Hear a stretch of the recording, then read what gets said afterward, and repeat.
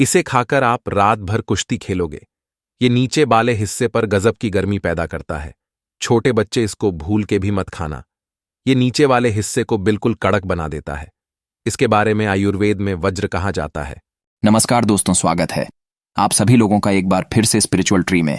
सबसे पहले तो मैं आप सभी को दिखाना चाहूंगा। इस प्रकार ये वीडियो में ये बीज को देख लीजिए, चमत्कारों से भरा हुआ है ये बीज। और ये बीज आपको मैं जो दिखा रहा हूं, ये बहुत ही आसानी से आपको मिल जाएंगे। अगर आप गांव में ते हैं तो एक पौधा है, उनका यह बीज है, चमत्कारों से भरा हुआ।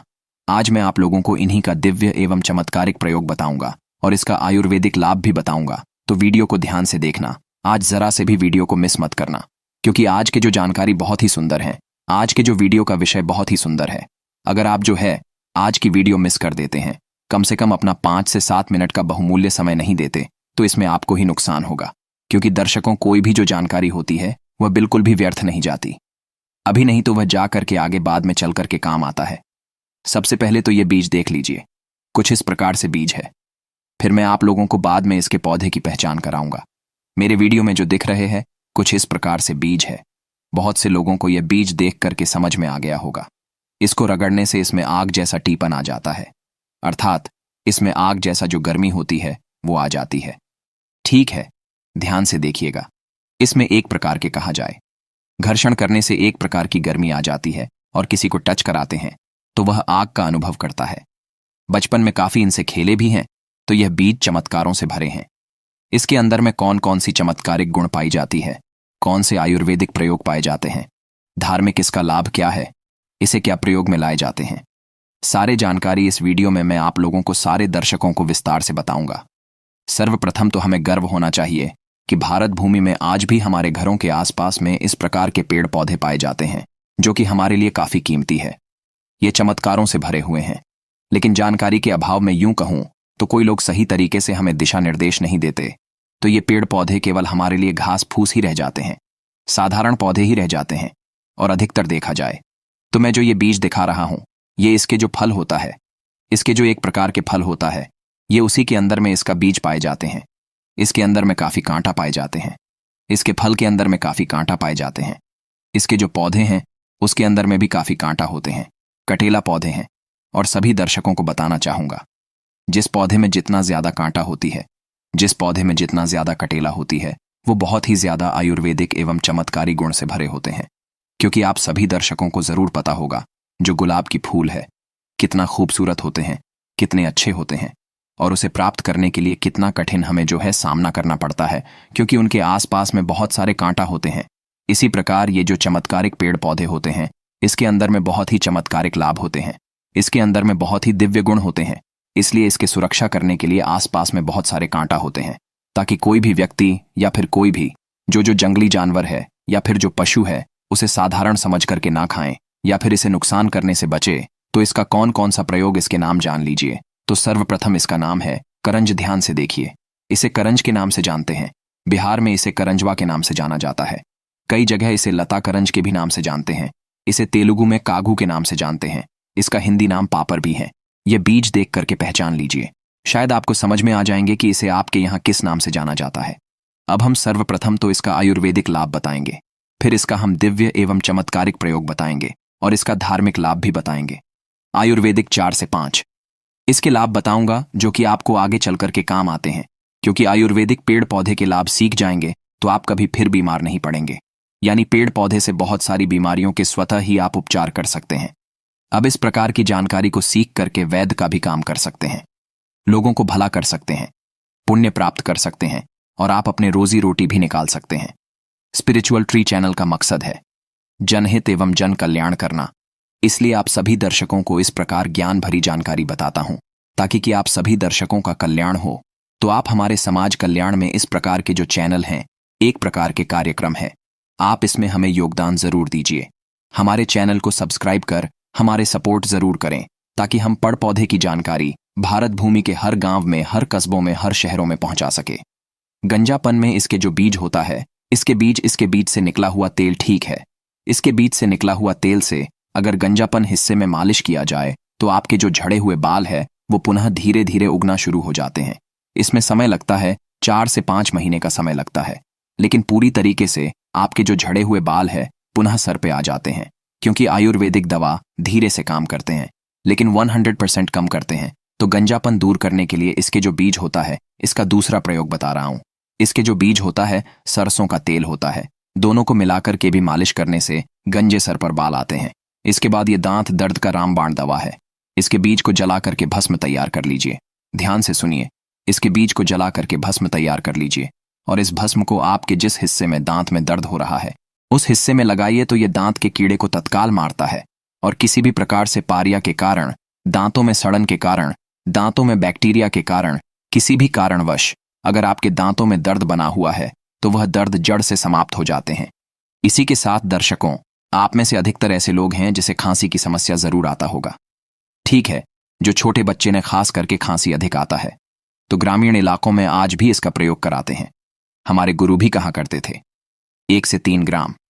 इसके जो बीज है, इसके चूर्ण को अगर आपको भी अस्थमा की समस्या है, लंबे समय से आपकी खांसी ठीक नहीं हो रही है, सांस फूलते हैं, तो 1 से 3 ग्राम इसके बीज के चूर्ण को मधु के साथ में मिलाकर के, मधु किसे बोलते हैं? शहद, जिसका हम अंग्रेजी नाम बोलचाल की भाषा में बोलते हैं हनी, ठीक है। तो इसके बीज का चूर्ण और मधुरस, ये दोनों को मिलाकर के चाटने से किसी भी प्रकार की खांसी हो, जैसे कुकुर खांसी है, काली खांसी है, या फिर अस्थमा के संबंधी समस्याएं, अस्थमा के जो बीमारियां हैं, या फिर सांस फूलने वाला जो समस्या है, सारे समस्या ठीक हो जाते हैं। इसका 3 से 4 दिन प्रयोग करना होता है। अस्थमा में थोड़ा लंबे समय आपको लगेंगे, लेकिन खांसी में 3 से 4 दिन में ये ठीक कर देते हैं। पुरुषों के लिए तो ये बहुत ज्यादा शक्तिवर्धक है। अगर आपको शारीरिक कमजोरी है या फिर बिस्तर पर आप बिल्कुल कमजोर सा महसूस करने लगते हैं और आत्मग्लानि होती है, तो इसके 4 ग्राम बीज का सेवन रात को करने से शारीरिक कमजोरी बिल्कुल दूर हो जाती है और पौरुष शक्ति शरीर में दौड़ने लगती है। इसके बाद अगर आपको भूख नहीं लगती, आप में से अधिकतर ऐसे लोग हैं जिन्हें भूख नहीं लगते होंगे या फिर पेट में दर्द बना होता है। ध्यान से सुनिए, किसी भी प्रकार के आपके पेट में दर्द हो रहे हो तो इसके 1 से 2 ग्राम, इसके जो फल है, इसके 1 से 2 ग्राम, इसके फल को आपको भून लेना है। आपको इसे आग में जला लेना है, भून लेना है, और जितने मात्रा में आप इसका चूर्ण ले रहे हो, जैसे 1-2 ग्राम इसकी चूर्ण ले रहे हो, तो 1 से 2 ग्राम आपको सेंधा नमक लेना है। उतनी मात्रा में आपको सेंधा नमक लेना है और इसे मिला करके आपको खाना है।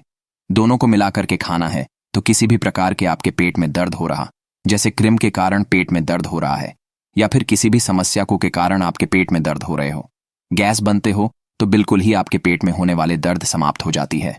तो ये थे इसके कुछ आयुर्वेदिक प्रयोग। इसके आयुर्वेदिक प्रयोग के अंतर्गत बवासीर, गले का खराश, गठिया की जो दर्द हो रहे हैं वो भी इसी से ठीक होता है। कभी इसके बारे में विस्तार से बताऊंगा। चलिए अब मैं आप लोगों को इसका धार्मिक प्रयोग बताता हूं। वनस्पति शास्त्र के अनुसार अगर किसी को पीलिया की बीमारी हो या फिर सूर्य संबंधी पीड़ा हो, ध्यान से सुनिए, क्योंकि सूर्य को ग्रहों का राजा कहा जाता है। नवग्रह में जो राजा कहे गए हैं, आदित्य भगवान, सूर्य नारायण। तो इसके पंचांग से, इसके जो पंचांग होता है, इसके पंचांग को ठीक है नहाने के पानी में डाल लीजिए, उबाल लीजिए। अब इसके पंचांग को जैसे पीलिया की बीमारी हो या फिर सूर्य पीड़ा स्तर हो, सूर्य पीड़ा में चर्म की बीमारी भी आती है, तो केवल 3 दिन आपको रविवार और बुधवार के दिन में केवल 3 बार आपको नहलाना है। कैसा भी किसी भी प्रकार के चर्म संबंधी बीमारी हो, पीलिया के रोग हो, ठीक हो जाते हैं। या फिर आप 3 बुधवार नहला ले या फिर 3 आपको रविवार नहलाना है। इसके बाद इस स्थिर ग्रह को जागृत करने के लिए, जैसे कि आपके जो कुंडली में ग्रह स्थिर हो गया है, आपके भाग्य साथ नहीं दे रहा है, आपके भाग्य चमक नहीं रहे, आपके जो दिन जो रोटी रोजी के एक प्रकार के साधन होते हैं बिल्कुल स्थिर चल रहे हैं, तो आपको करना क्या है? स्थिर ग्रह को मजबूत करने के लिए आपको ये जो देख सकते हैं बीज, इसका बीज का प्रयोग कराना है। ठीक है, इसे किस प्रकार से बीज का प्रयोग कराना है? आपको अंगूठी के भांति या फिर गले में लॉकेट के भांति आपको इसे पहनना है। बिल्कुल आप लॉकेट के भांति चांदी में दबा करके धारण कर सकते हैं। बहुत ही आसानी से यह बन जाते हैं, तो बहुत ही लाभ देते हैं।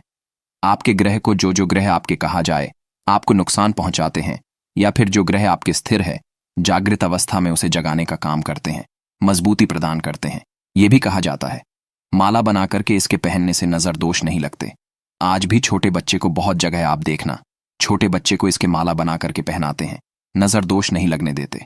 इसके माला सिद्धियों के लिए भी लोग बनाते हैं, जैसे कि जो साधु संत महात्मा लोग हैं अधिकतर इसके माला पहने हुए तांत्रिक लोगों को ही देखते हैं, तो इसके माला बना करके धारण करने से सिद्धि की प्राप्ति होती है।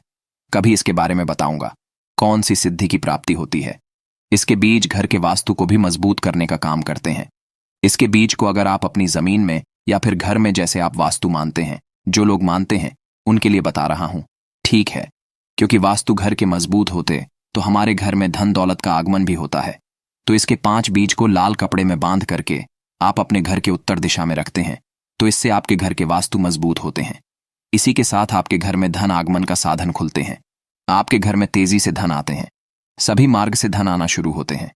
आप चाहते हो तो इसके बीज को जमीन में आप अपने घर में दबा करके भी रख सकते हैं। फिर घर के मुख्य द्वार है, वहां पे इसके 5 बीज को लाल कपड़े में बांध करके रखते हैं, तो ये घर को पूर्ण रूप से सुरक्षा प्रदान करते हैं। आपके घर में वास्तु कमजोर हो उसे प्रबल कर देता है, अर्थात आपकी जो वास्तु कमजोर जो आपको नुकसान करें उसे इस प्रकार से प्रबल करेंगे कि आपको फायदा पहुंचना शुरू हो जाएगा। इसी के साथ ये आपके घर में सुरक्षा कवच को बढ़ाते हैं, जिससे दूसरे व्यक्ति की बुरी नजर नहीं लगती। चलिए, मैं आप लोगों को अब इसका 2 गुप्ता प्रयोग बता रहा हूं। शायद ये गुप्ता प्रयोग आपको कोई नहीं बताएंगे। वीडियो में कंटिन्यू बने रहना। अभी तक वीडियो को लाइक नहीं किए तो वीडियो को लाइक कर चैनल को सब्सक्राइब जरूर कर लेना, और कमेंट बॉक्स में जय हिंद जय आयुर्वेद जरूर लिखना, क्योंकि हमें गर्व होना चाहिए कि हमारे भारत भूमि में आज भी इस प्रकार के पेड़ पौधे हैं जो कि हमारे तमाम प्रकार की समस्या को चुटकी में दूर करने में समर्थमान है। लेकिन इस प्रकार के पेड़ पौधे की मिलने वाले जो फायदा है, इसी से बस हम अनजाने रह जाते हैं। भारत माता के गर्भ में आज भी इस प्रकार के पेड़ पौधे हैं, और हमें गर्व होना चाहिए कि भारत भूमि में यह पेड़ पौधे हमारे लिए अमृत तुल्य है। तो इसका सीध अंजन तैयार किया जाता है। सीध अंजन के मतलब इसके अंजन को लगा करके इसका कजल बनता है। इसे लगा करके देवी देवता एवं दिव्य शक्तियों के दर्शन कर सकते हैं। लाखों वर्ष आप साधना करेंगे, तपस्या करेंगे, फिर भी देवी देवताओं को देखना बहुत ही कष्ट है। कोई भी व्यक्ति देवी देवताओं को देखने के लिए सिद्धियों की प्राप्ति करता है, बहुत ही कठिन तपस्या करना पड़ता है। इसे आप बहुत ही साधारण से आप इनका प्रयोग करके देख सकते हैं।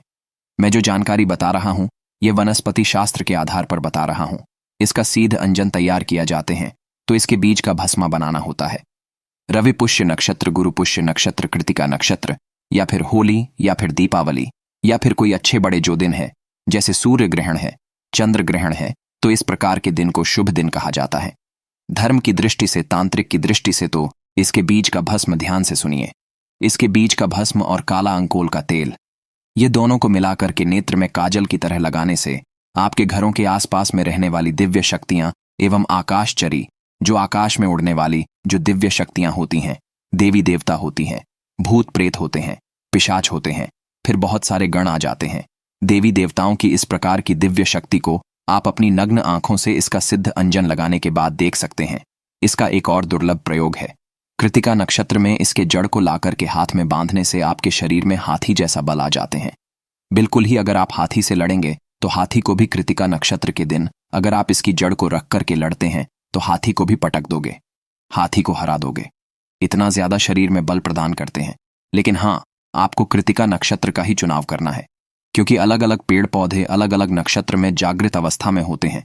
तो आशा करता हूं कि करंज के बारे में जो दिव्य एवं चमत्कारिक प्रयोग बताया हूं, शायद यह प्रयोग आपके जीवन में मंगलमय एवं कल्याणकारी साबित जरूर होंगे। यह जानकारी कैसा लगा हमें कमेंट सेक्शन में जरूर बताइएगा। आज की जानकारी यहीं पर समाप्त करता हूं। दर्शकों, वीडियो देखने के लिए धन्यवाद। नमस्कार। जय हिंद, जय आयुर्वेद।